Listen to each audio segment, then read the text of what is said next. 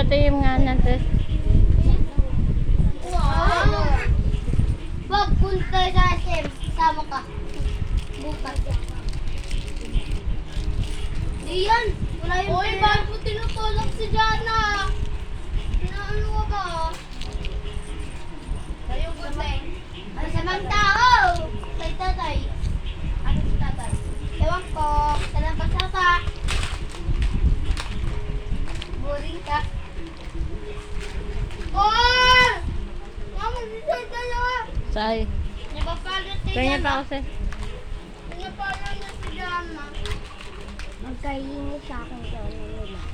Naku, pera. Siya man ang magbibigay sa akin. Ang dapat nabigay ng isa dyan. Ito nga na Princess. Mawag mo ba? At yung isa dyan.